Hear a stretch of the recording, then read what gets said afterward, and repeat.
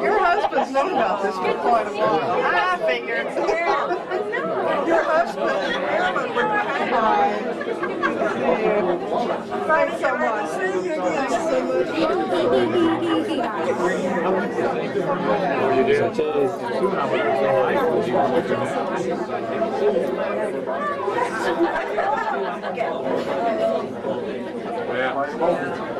Let's get out of the way.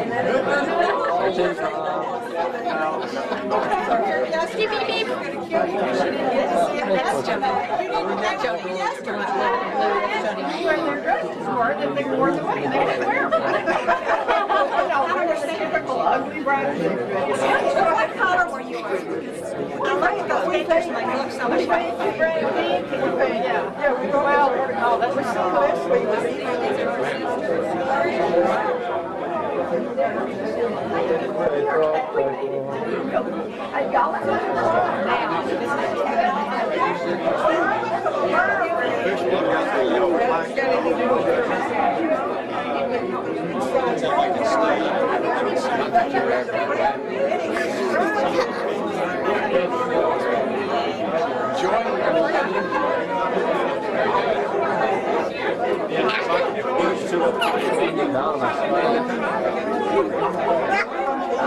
Did you get a picture of her with that?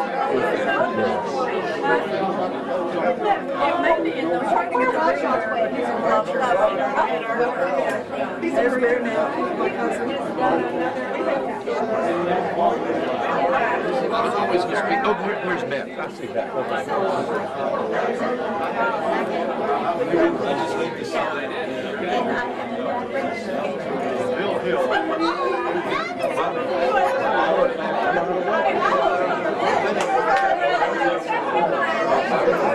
This is the end of the party for the rest of us. I don't think we're going to do it. No, I'm teasing. I'm teasing. No. Pretty shiny.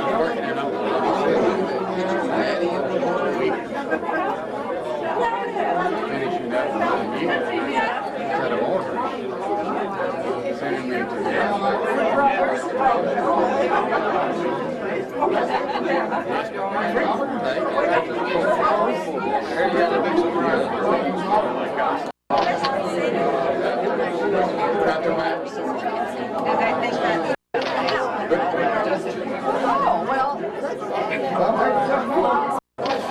And this is Charlie. That's Steve's son.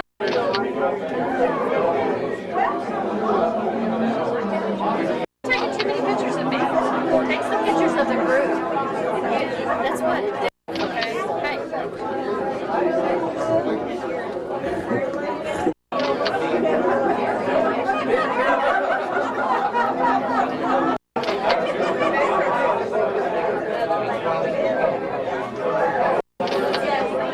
Where's my dollar?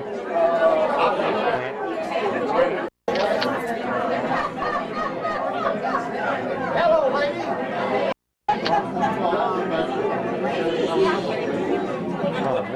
It wasn't really success that he was actually happy that he attained, but he was more happy about the term significance. And so instead of success, as most people think is important, he was talking about significance in life. And I think that's really relevant to my parents and the fact of the significant part that they played in our lives. I think the significance that they've had as we were growing up, the character that they've instilled in us, the morals and the values, and all the places that we lived in our lives, traveling around with the Army and beyond that. I think they always gave us a home that was very solid. I think they were always there for us. And I think that's actually portrayed in the family that I'm trying to do, my sisters are trying to keep up with, and my sons and the rest of the generation. So the significance was more important than actually the success and anything they attained in life. And I think that's very important for us to understand. So that's what I wanted to say. I want to do with my parents.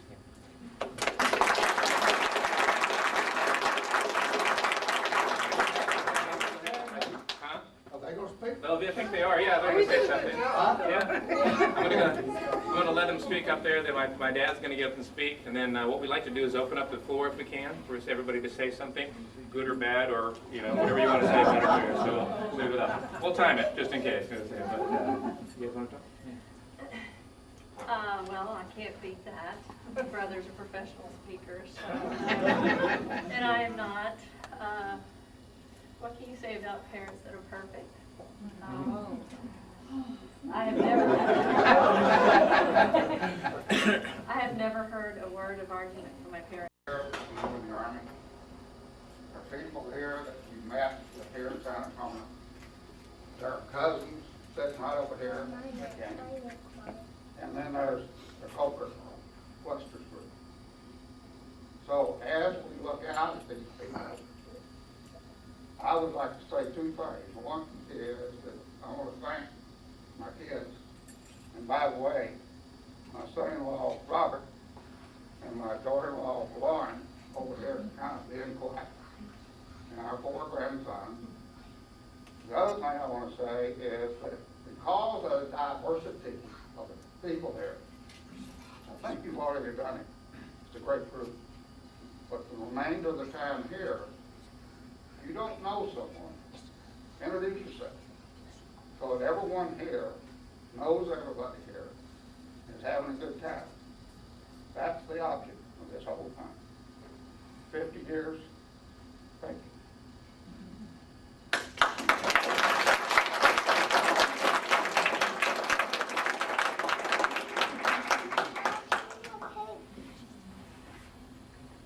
He said it all, but what I'm thankful for is my 2 brothers are here. And 2 of my bridesmaids, I'm so overwhelmed that they came as far as they did, all by themselves. But they're pretty brave women, as our generation is, to have attempted this trip, and I appreciate it so much. And I'm glad you're here. I'm so glad that our children are the kind of people they are. We're proud of each one of them, and the folks they married, and the children they produced. It's just a wonderful group of people. And we want you to enjoy the rest of the party, and thank you for coming. My brother Phil was his wife Beth, but I didn't comment. The only brother I got, so.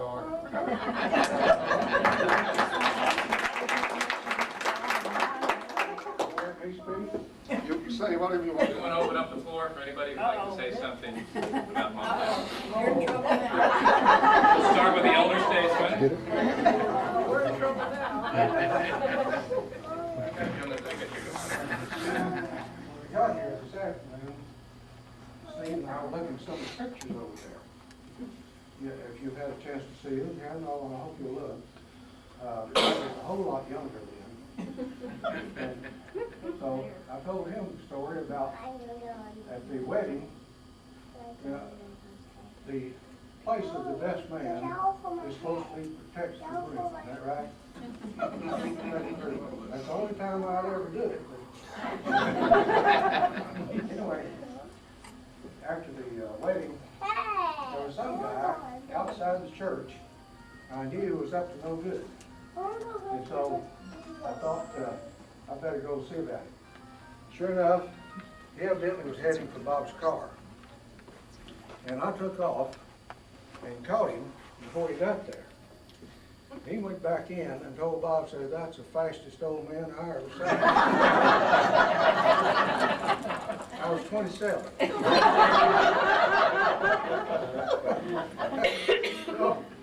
Well, I'm not that fast now. But, of course, throughout the years, we've had such a great camaraderie with our family. I was talking to someone earlier about how we got to know our cousins. And there's a couple of them sitting over here. We all went to Grandma's. Thanksgiving or Christmas or both.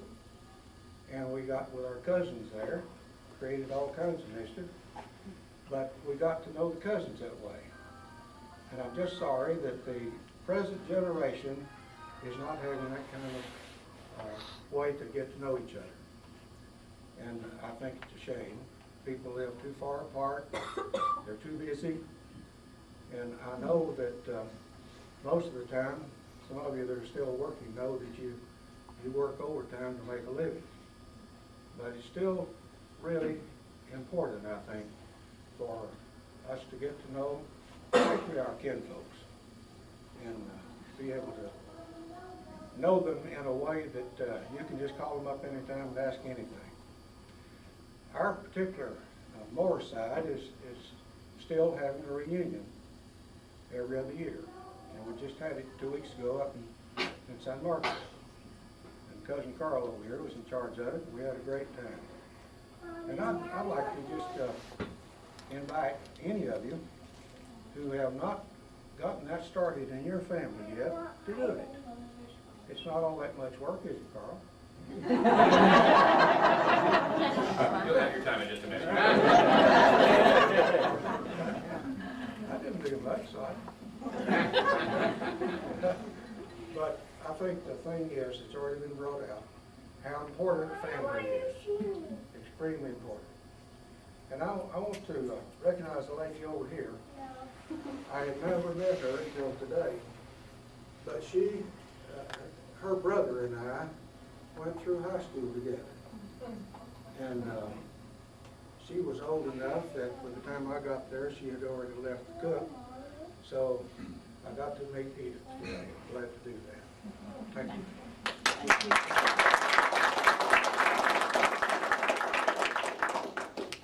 Anybody like to be next? Or you want to talk about or anything else? Well, after that introduction, I have to say something, and I was trying to think of something good. The only thing that I can remember that's really memorial about Bob is when cousins got together at one of the family reunions at Grandma's house. We had to find something to do. And since the adults were all busy reunioning, we pretty much were at loose ends. So Jack and Bob and I went hunting for armadillo.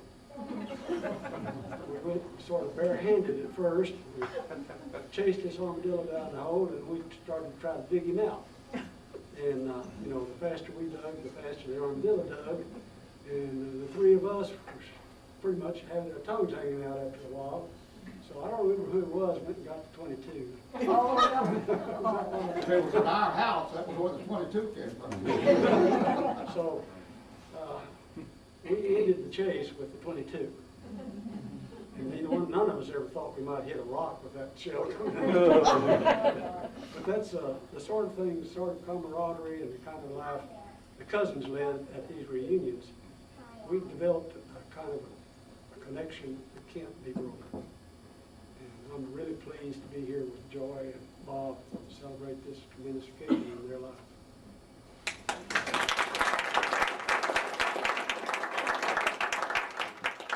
Well, one of the things that was interesting about these cousins is that there were 4 of us that were born in an 18-month period of time. Our parents had these 4 boys during that 18-month period. So over the years, when we had reunions and things, we always looked forward to getting together and having our association together. And I can't ever remember really having a big disagreement or any kind of fights or anything like that. He's always been that big. But one of the things that Bob and I did, I know because his grandparents lived, well, the grandpa and grandfather Moore's place was 1 mile east of Blanket. That's in Texas. And the Currys, his other grandparents, lived about half that distance between Blanket and the Moore place. So Bob and I would get together sometime more than the other cousins because they were living in wherever, in Florida or Dallas area or Austin or wherever. But sometimes we'd get together, and I recall this incident that he and I were making model planes, airplanes, and toys and things out of orange crates. You all remember wooden orange crates? And we were making some wooden airplanes, and we made one out there one time and painted it, and Bob took it home. And to show you how some of those things carry over, he and I made a little pledge one time. Bob, you remember that we were both going to go into the fly airplanes and be pilots? Well, he did it and I didn't because I was 4F. A horse fell on me and short-circuited my career. But Bob went on into the Army and flew airplanes. But when I recall this, I went to his father's, after his father's funeral, I went by their house there in Indian Creek. And I looked in Bobby's bedroom in there, and there was that little wooden airplane hanging from some strings. And so things like us boys, we're going to continue to get together every year for as long as we can meet.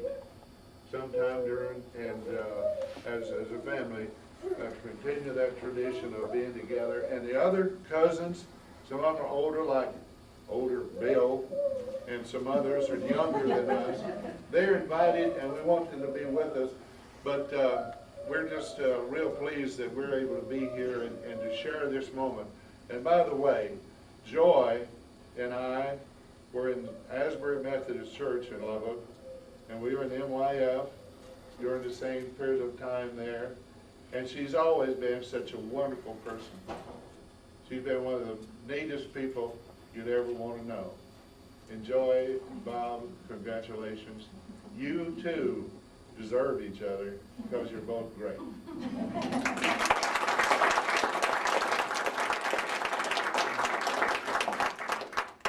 All right, two more and we'll get going on cake. You want it, Jerry? Yeah. Okay, we're doing something else. What? Ready? I got you, pal. Right. I have two, maybe three short things to say. I'm Joy's little bitty baby brother. I'm the very youngest in the family. Joy is the very oldest. I just want everybody to know that. No big deal. When I talked to her last week or whenever it was, she said that we're going to maybe talk, and like we are right now. And she said, we're going to start with the people who are the oldest and go to the youngest. And I said, well, I'm not coming because I'll never be able to talk. And so I'm glad we did it this way, because that way I can get up no matter where I fall. The thing that I have to say about the Moores, and I will say that about all of them that I know, and I know several of them, the nicest, easiest to get along, friendly, good people that I have ever met in my life. Joy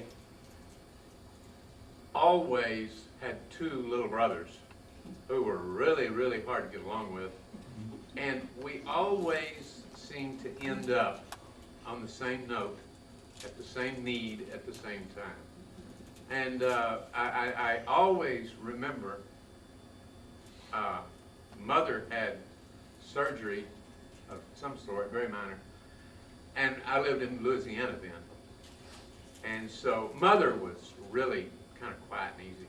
And she told me this, and, well, she was, with her kids. Oh, her kids. With her kids. And she told me, she said, I'll be in the hospital a little while tomorrow. And she called me the night before, and I said, does Joy know this? And she said, yes. And I hung up the phone, and Joy called, and she said, are you flying or driving? And it's been this way forever with us children. And I even set Joy's bedroom on fire one day. She got, it said on fire.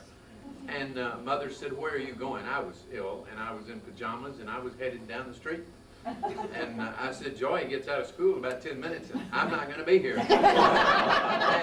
But we've always just had a tremendously close family, and Bob has been a part of that for these last 50 years plus. And I've always really enjoyed being around all these people.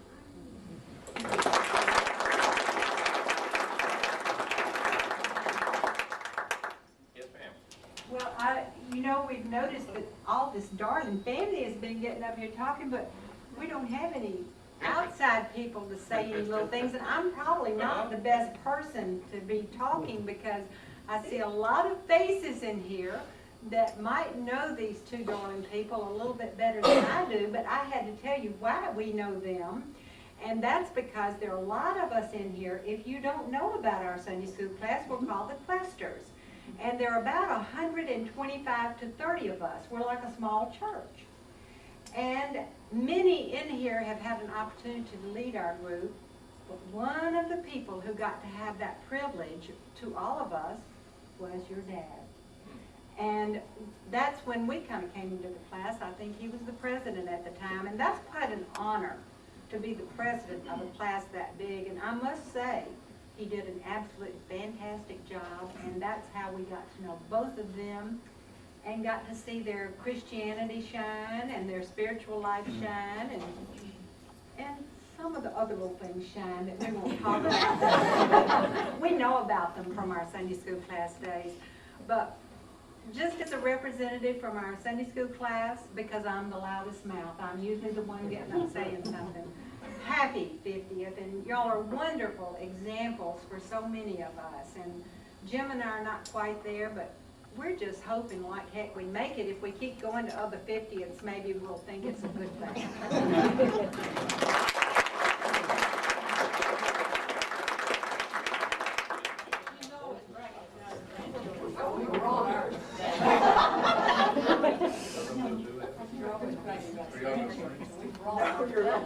And I meant to say something about that. They are absolutely as adorable as you said. And perfect. Yeah, and perfect. Well, I'm like Bob. I can't say anything about crying, so I'm making Joni sing. But we literally have known Joy forever. Joni probably longer than me. I met her at Asbury Methodist Church when I was in the first grade. I went to a different grade school then, but I finally got the message and came on over to Dupree Elementary. And we've known each other all through grade school, junior high, high school, college. And we were there when she met Bob, and have known Bob and all of his roommates, and then through the military and everything. And I'm about to cry. Well, I've known Joy since I guess we were 2. She's the very first friend I remember, and we lived about 4 houses away. And I would not have missed today. Happy anniversary. Happy anniversary.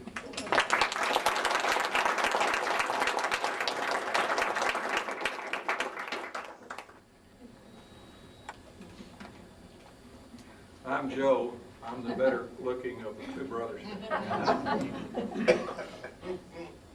He stole part of my story because I was going to say that the real reason Joy got married, that these 2 got married, is because Joy thought her life was in danger because we burned down her bedroom.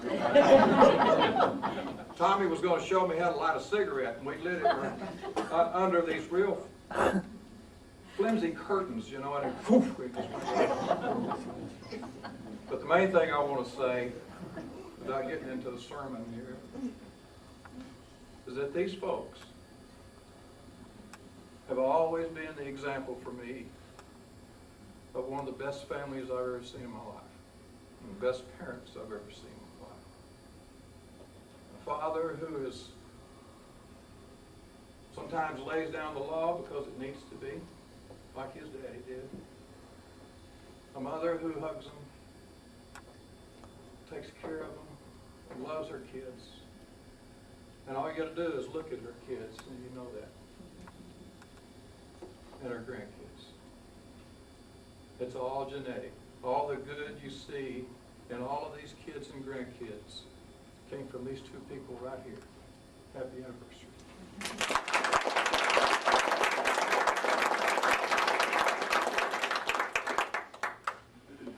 Okay, who wants cake? No, anybody else? Thank you very much. We appreciate everybody coming by today and all the nice sentiments and words. It's a very good thing to have them. And happy anniversary one more time.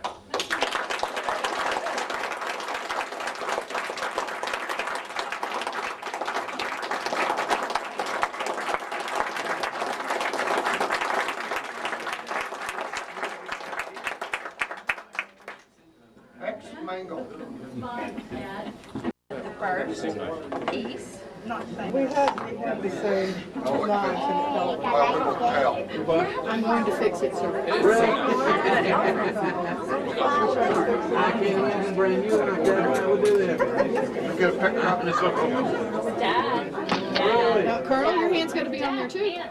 If y'all are gonna do it, let's do it. That's yours? Dad, your daughter's hollering at you.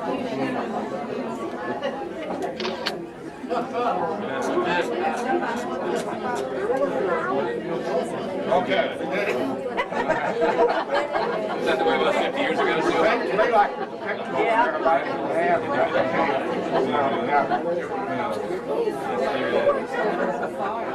Hey, Dad. Dad. Dad. Dad. Dad.